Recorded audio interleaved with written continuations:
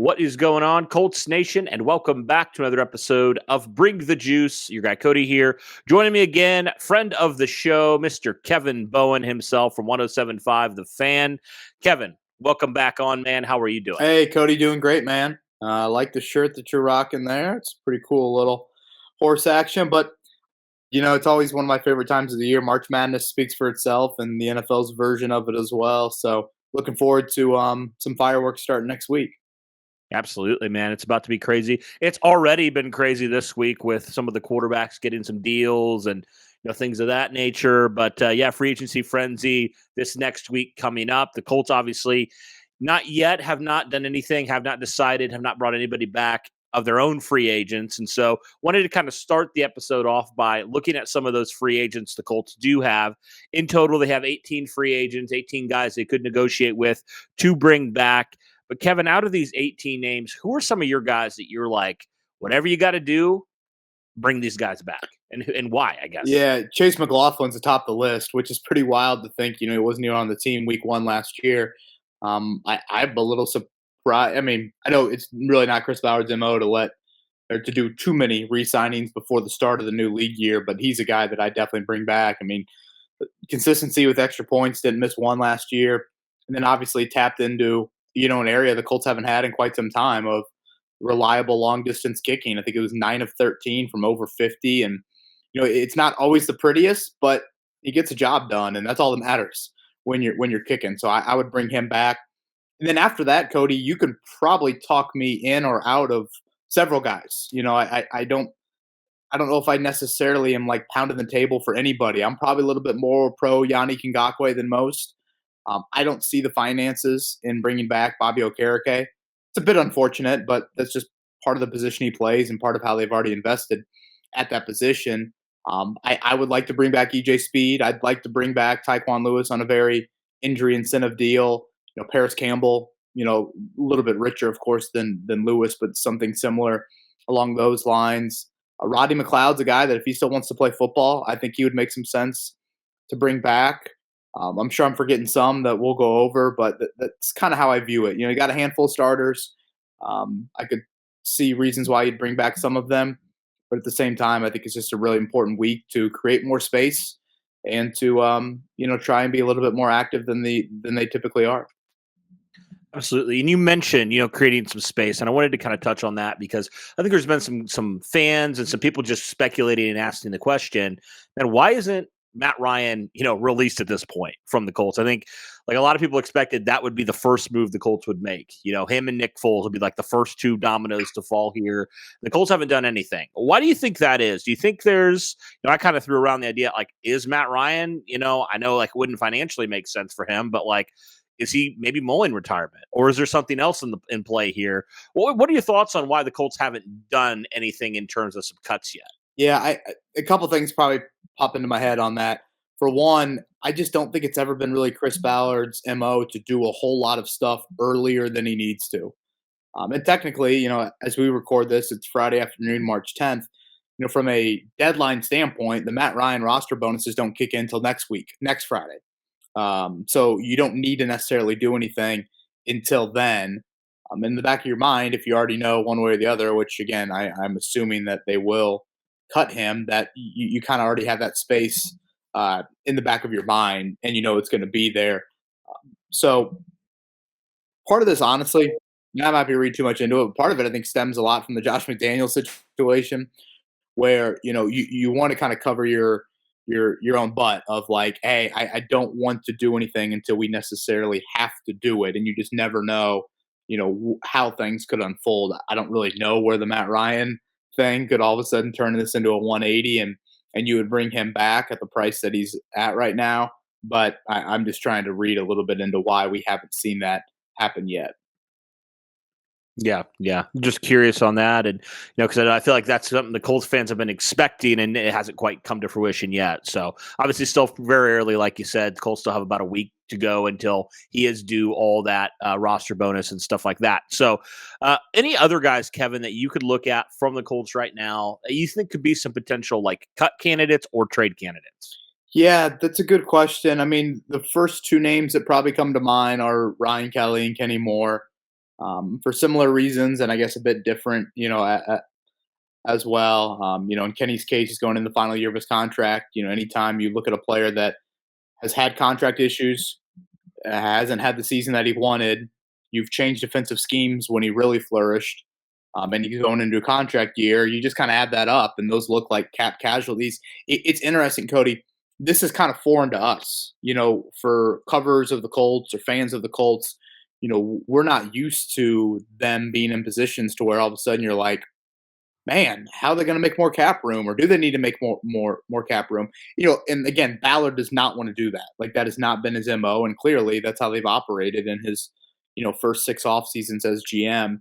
But him and Ryan Kelly, I think for reasons that you can point to, it would make some sense to look long and hard at it. Now, the thing about Kenny Moore, what's the future at that slot position if you make that move? I don't think, you have a Danny Pinter on offense. I don't know if you have that at corner. We saw Julian Blackmon get some reps late in the year when Kenny was out. Is that a full-time thing that you want to do? If you all of a sudden let Kenny walk, Stephon Gilmore's going to be 33, if I'm not mistaken, this year. Corner skyrocket. I have it pretty high on the need list anyways. Corner really skyrockets in the offseason need list. So these are all things I think you have to think about. But Ryan Kelly's one, just from a return on investment standpoint, boy, it just hasn't been there. And I think there's some physical element to it, certainly, but it just hasn't been at the level that you would like for it to be. When you're going to invest that much in the interior of your offensive line, you better be darn sure you get high-level return out of that, and they haven't gotten it. And that is a position that you talk to a lot of GMs around the NFL, and they would say there's no need to make that investment at center. You can kind of patchwork it isn't the right phrase, but you can do some things where you aren't making such a rich sort of commitment there. And, it's just kind of salt in the wounds when, again, you haven't gotten that level. So those are the first two that come to mind. Again, about Nick Foles, of course, as well, but that isn't, a huge cap savings. So right around 12 million, if I'm not mistaken. And I would expect that to grow and grow significantly here in the next couple of weeks. Yeah, one name that's very interesting, and I want to get your thoughts on this, Kevin. Mo Alley-Cox. He signed that extension last offseason.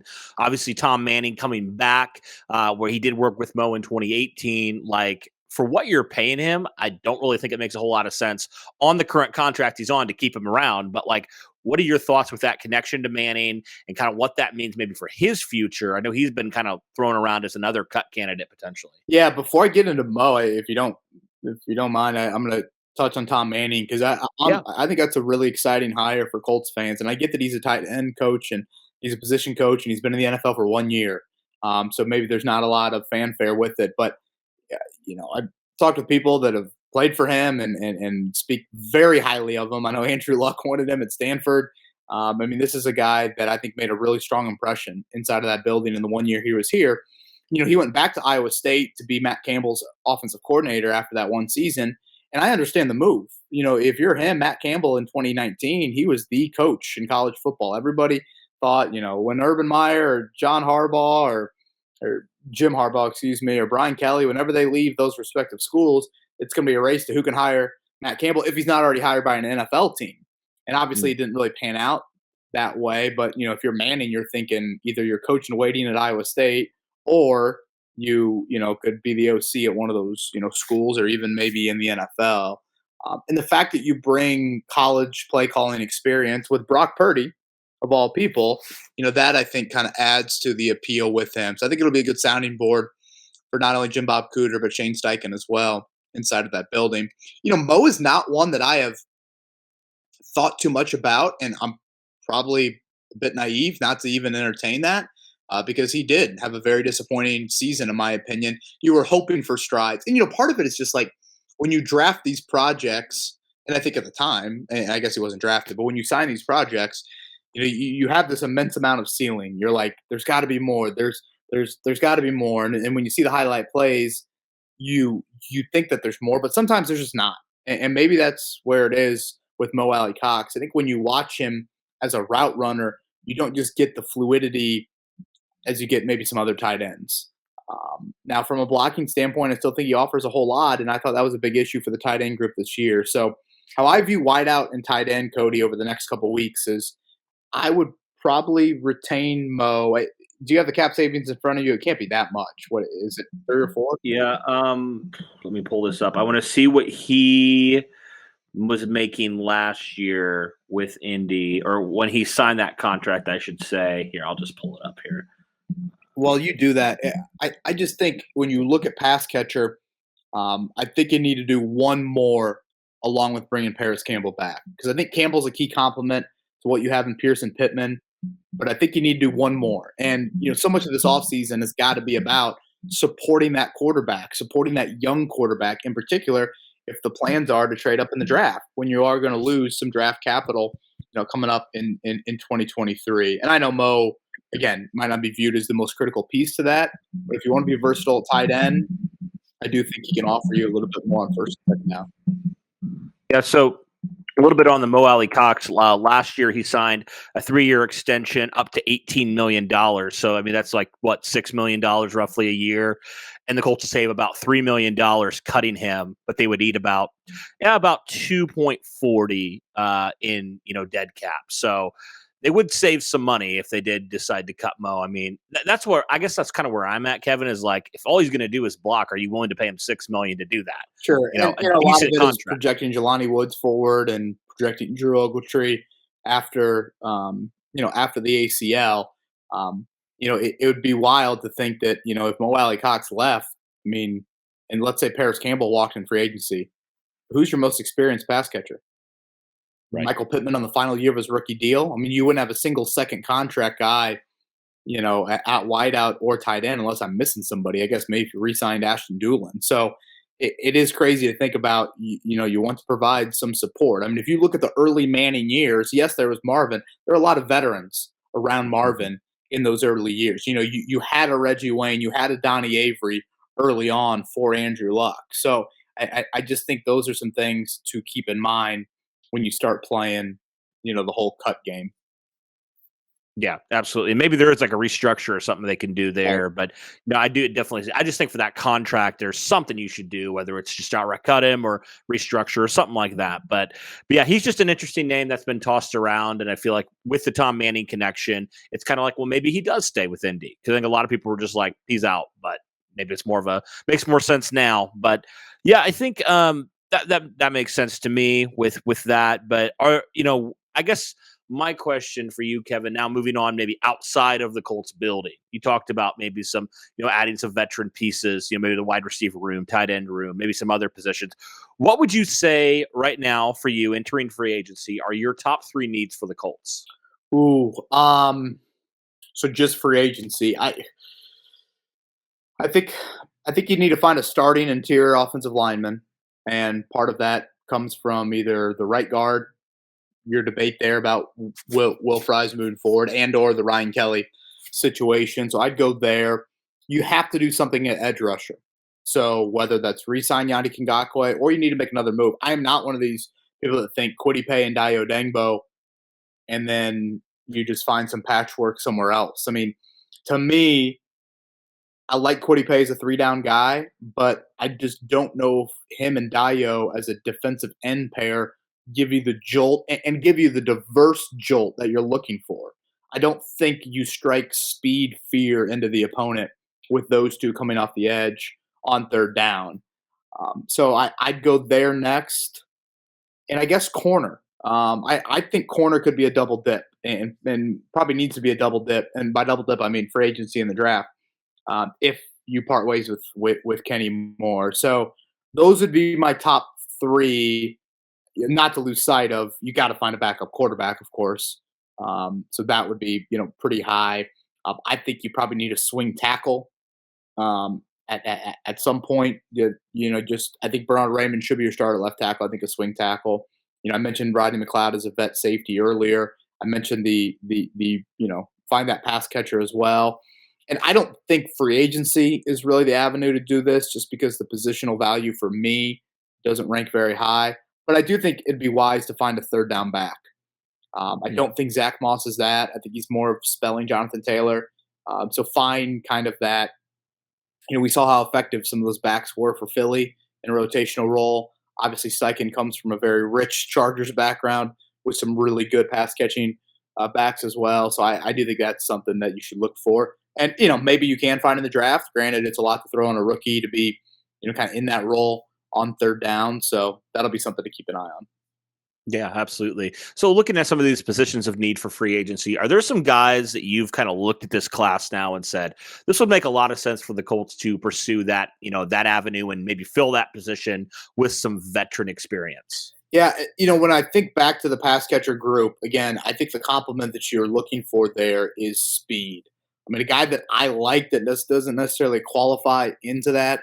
I do like Alan Lazard from Green Bay. I mean, I do feel like he's a guy that would help you out and provide a little bit more of a vet. So he would be somebody that I would be looking for there. Tight end wise, I think Dalton Schultz, if I'm not mistaken, Robert Tanyan. I mean, those are some guys as well that it'd be kind of a splash at tight end. And I get that you have a lot of guys in house, so maybe that is not the obvious route to go. But if you add a nice pass catcher for a young rookie quarterback, I don't think you can be too mad about that because it's so critical to make sure that quarterback feels supported early in his career, so you don't get the scar tissue that sometimes you see with the young QBs. Probably the most popular offensive line name is Isaac Suomalo, and I hope I'm pronouncing that last name right. But starting right guard from Philly, it's interesting when you look at Shane Steichen's staff. We didn't see really any Eagles connections and hardly any Chargers connections either. So that's always a game to play in free agency. And on the flip side of that, Cody, that's a game to play on the other end of it. I mean, you've got four Colts head coaches, four former Colts coaches, now head coaches at different stops around the NFL. That's a big number. And Nick Sirianni and Frank Reich and Matt Eberflus and Jonathan Gannon. So in-house, do you see Paris Campbell? Do you see a Tyquan Lewis? And again, I know some of these are not like, Bobby Okereke. I know you might not lose sleep over losing some of them, but I do think that's something to keep an eye on. Corner, again, a lot of it is going to depend on, well, I guess go to edge rush. That always seems to be a group where you see veteran cuts. So, maybe a veteran to complement Quiddy and Dio would make a lot of sense there. So, that is probably a position group that we circle back on Monday, and there might be a little bit more there than you thought.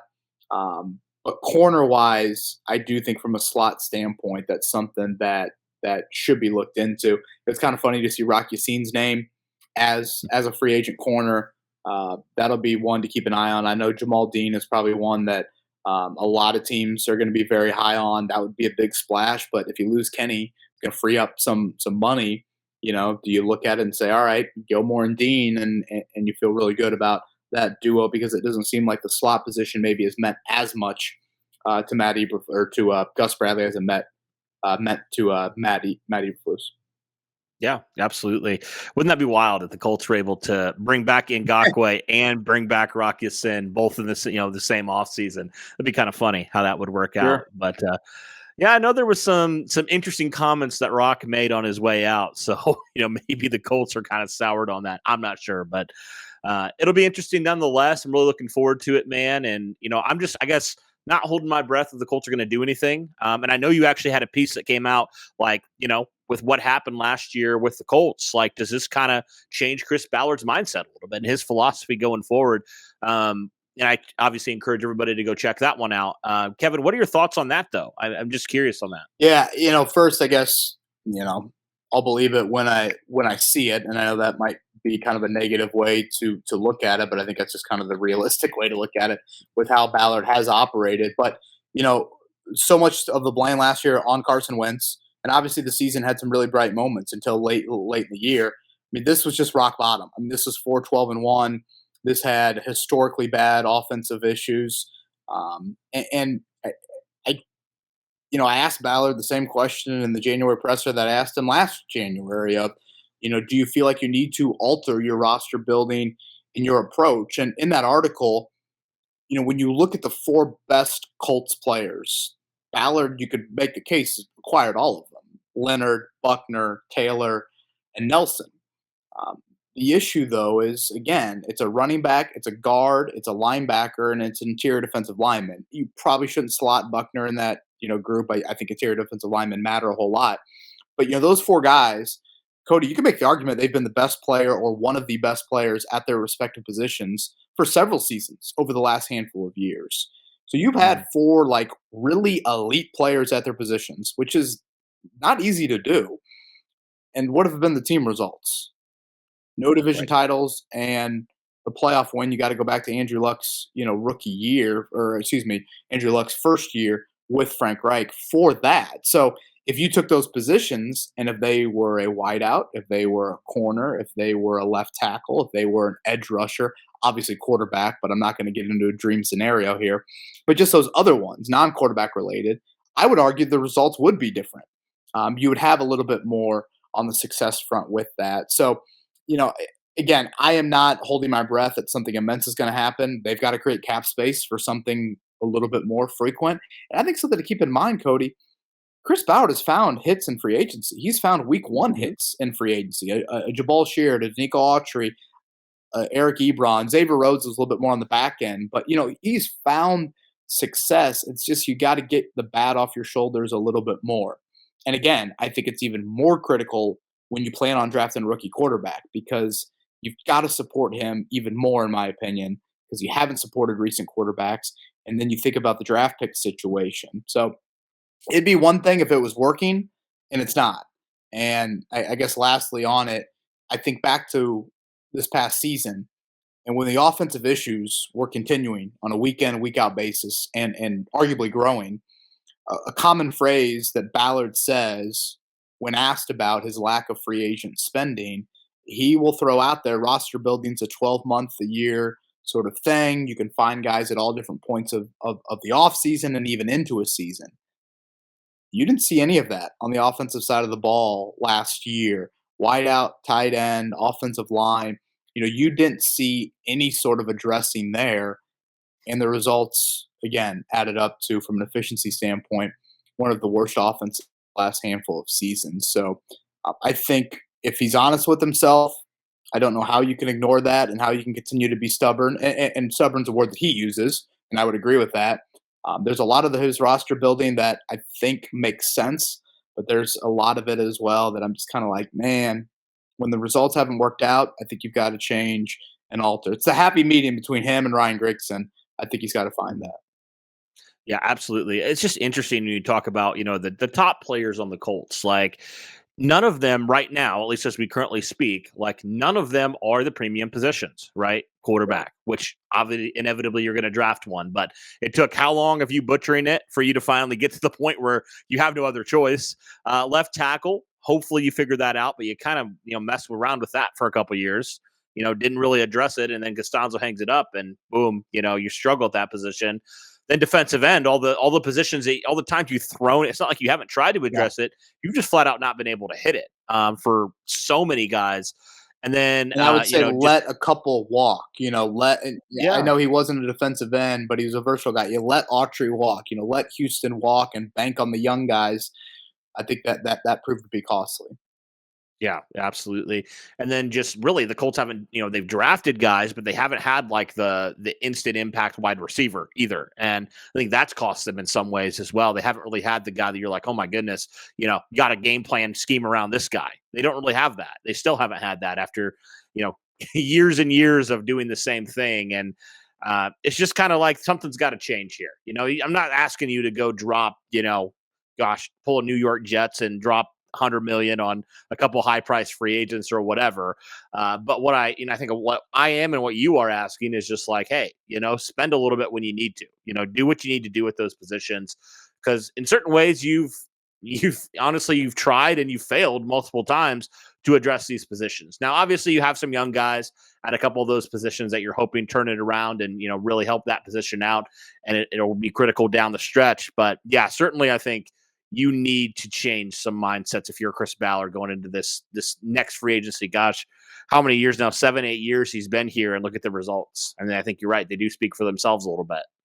Yeah, and just lastly on that, I think it's just you got to be accepting of what the free agent market is. It Mm. is it's scary money that you throw out there, but you can make it work. And I think some of this we should probably acknowledge. Jim Irsay has been a little bit more content with this than I thought he would be. And so I do think we should acknowledge that. I think Frank Reich was a little content with it as well. So maybe Shane Steichen, can kind of push some buttons there to try and say, hey, I needed that cover to be pretty stocked. But I brought up the Jacksonville analogy before from last year.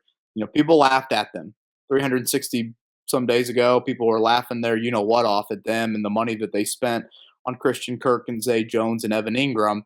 But they said Trevor Lawrence he's out on the plank and he might jump because it's not looking good after that rookie season. If we don't get him right, we're screwed as a franchise. So they did something that a lot of people again laughed at, but they felt like they needed to try and really give him the type of support that financially you would disagree with. But if it works out, obviously if you save your franchise quarterback, that's all that matters. And they got the last laugh with that this past year. Yep. Absolutely. Well, free agency is going to be fun. Kevin, why don't you tell everybody where they can find you if they haven't already, which I think most Colts fans have, where they can find you, find your work and all that stuff. Yeah, I appreciate that, Cody. It's KBowen1070 on Twitter. I host a morning show here in Indianapolis from 7 to 10 a.m. each and every morning. So I just head over to my Twitter and you can find some links within the bio for all that. I have to ask, man, I haven't ever asked you this about your partner, Jake. I just think it's so funny, the dynamic you guys have together. Man. So how did Jake handle himself, man, with you being gone for a week? I mean, I know he probably missed you a whole lot. Jake is a unique cat. Mark and Jake, Mark is our producer, Mark Dykton. He, those two, I guess, somewhat held down the fort for the last 3 days of the week when I was gone. So, boy, I never knew how much I enjoyed vacation time once I started working with Jake.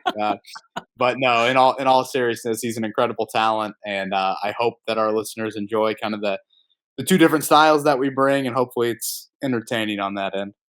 Yeah, absolutely. So, guys, go check him out. Go check out all the stuff over there at the Fan and what they do. They do a great job. Thanks, Kevin, for coming on, man, and we'll look forward to hearing from you soon. Cody, always enjoy it, man. See you. All right, have a good one.